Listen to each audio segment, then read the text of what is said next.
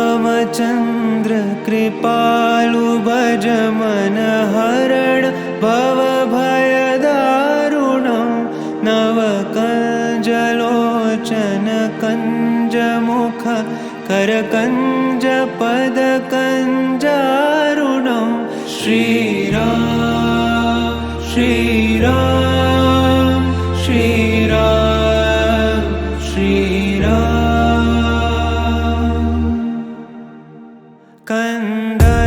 कन्दर्पगणित अमित छवि नवनील नीरद सुन्दरं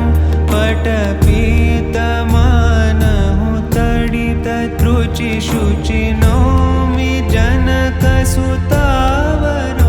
श्रीराम श्रीराम श्रीराम श्रीराम भजु दीनबन्धु दिनेश दानव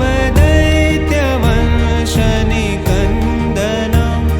रघुनन्द आनन्द कंद कौशल चन्द दशरथ नन्दनं श्रीराम श्रीराम श्रीराम श्रीराम शिरमुकुट कुण्डल तिलक चारु दारु अङ्गविभूषणम् आजानुभुज शरचापधर सङ्ग्रामचित्तखर दूषणं श्रीराम श्रीराम श्रीराम श्रीराम इति वदति तुलसीदास शङ्कर शेषमुनि मनरञ्जनं मम